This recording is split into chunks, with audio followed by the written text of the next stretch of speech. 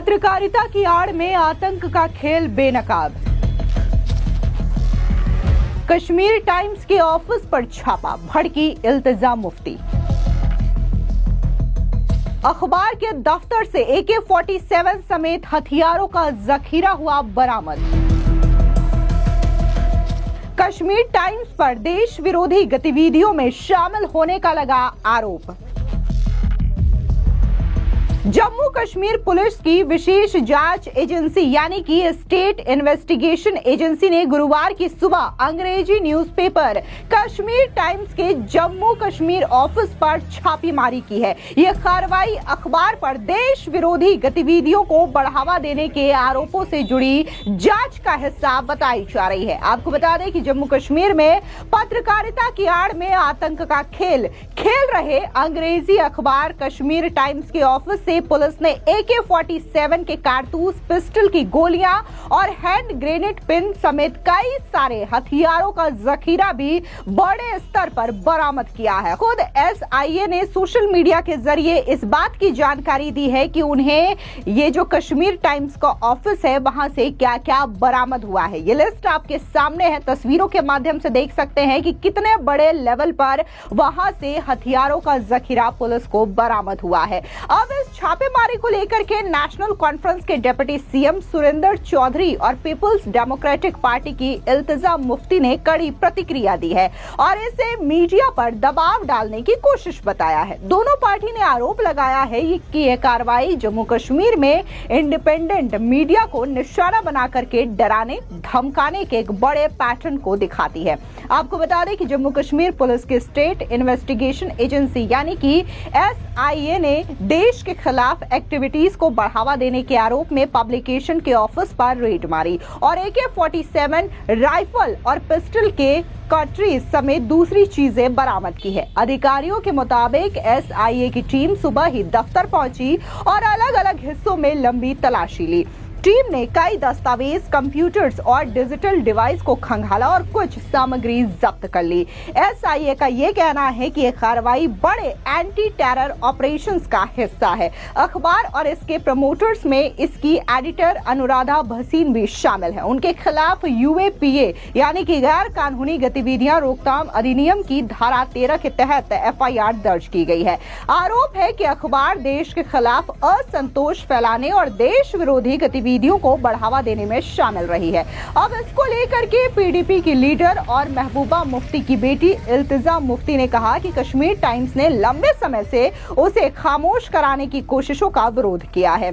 Kashmir times Kashmir के उन गिने चुने अखबारों में से एक है जिसने न सिर्फ सत्ता के सामने सच बोला बल्कि दबाव और धमकी के आगे झुकने से मना कर दिया है। दरअसल आपको बता दें कि इल्तिजा ने सोशल मीडिया साइट पर यह भी कहा कि देश विरोधी एक्टिविटीज करने की आड़ में उनके ऑफिस पर छापा मारना बेवकूफी है और इससे मनमानी की बू आती है। उन्होंने कहा कि कश्मीर में देश विरोधी गाली देकर के सच के हर रास्ते को दबाया जा रहा है। क्या हम सभी देश विरोधी हैं?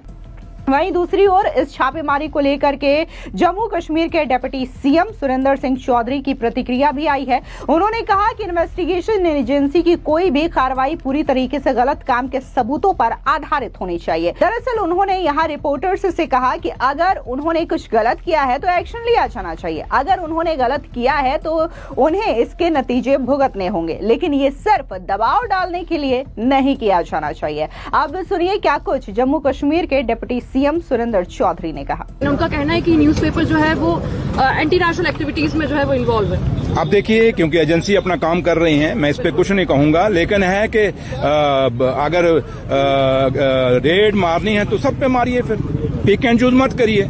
यहाँ एक बड़ा जम्मू में एक बहुत बड़ा पत्रकार की एक न्यूज़पेपर है इंग्लिश का, वो भी न्यूज़ें छापता है, उसकी भी ऐड देखी जाए, कितनी ऐड आती है, कहाँ से आती है, उसके पास इतना पैसा कहाँ से आता है वो अखबार चलाने के लिए। फिर सबके लिए होनी चाहिए, क्योंकि यहाँ एक वो जो जिस न्यूज़पेपर की मैं बात कर रहा हूँ वो भी अपने आप को सोचता है मेरे से ज्यादा बड़ा कोई पेपर नहीं है, तो लिहाजा पे सब पे एक जैसा।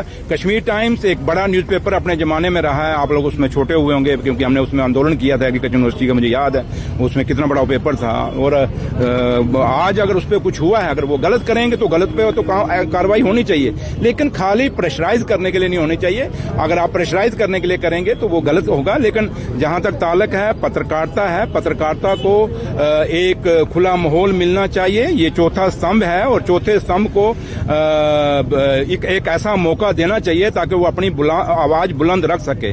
और अगर वो उन्होंने गलत किया होगा तो भुगतेंगे, अगर गलत नहीं किया, अगर वैसे ही उनको अगर कोई प्रेशराइज करने के लिए किया गया है तो फिर गलत बात। दरअसल रिपोर्ट्स के मुताबिक SIA जल्द ही एडिटर अनुराधा भसीन से पूछताछ करेगी। उनकी गतिविधियों, संपर्कों और कथित प्रोपेगेंडा नेटवर्क में उनकी भूमिका के बारे में सवाल किए जाएंगे। अधिकारियों का कहना है कि आने वाले दिनों में अखबार से जुड़े अन्य लोगों से भी पूछताछ की जा सकती है और उन्हें दफ्तर बुलाया जा सकता है। आपको याद दिला दें कि ये पहली बार नहीं है जब कश्मीर टाइम्स पर ऐसी कार्रवाई हुई है। साल 2020 में इसके श्रीनगर ऑफिस को भी कुछ समय के लिए सील कर दिया गया था। अखबार ने अपना प्रिंट संस्करण बंद कर दिया था और फिलहाल ये सिर्फ डिजिटल ही चलता है।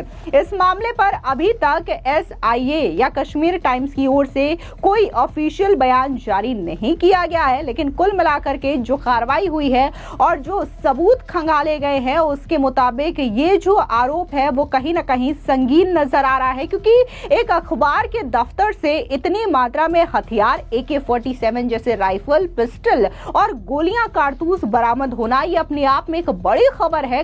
जम्मू कश्मीर जो कि अपने आप में एक संवेदनशील स्टेट है और ऐसे स्टेट में एक अखबार के ऑफिस से इस तरीके से हथियारों का जखीरा मिलना अपने आप में सुरक्षा एजेंसियों के टेंशन बढ़ा देती है, जिसकी वजह से ये बड़ी कार्रवाई को अंजाम दिया गया है। हालांकि इस मामले को लेकर के इल्तिजा मुफ्ती भड़की हुई जरूर नजर आ रही हैं। फिलहाल इस पूरी खबर पर आपकी क्या राय है, कमेंट सेक्शन में जरूर बताएं। धन्यवाद।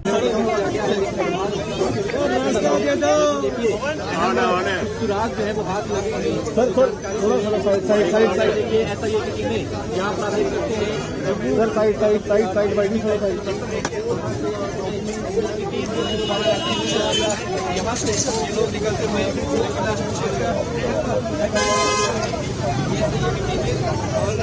इस तरीके से यहाँ पर ये लोग जो है यहाँ पर एविडेंस जो है वो चेक किया गया है।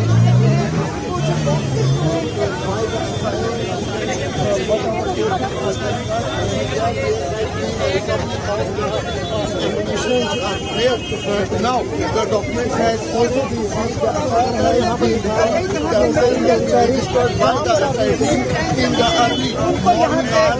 किया गया है और यहाँ पे इलेक्ट्रॉनिक कुछ जहाँ पे जो डिवाइसेस है उनको भी SIA की तरफ से जब्त किया गया है। सुबह तड़के जब ये रेड की शुरुआत हुई थी उसके बाद कई घंटे तक ये रेड चली है। आप देख सकते हैं कई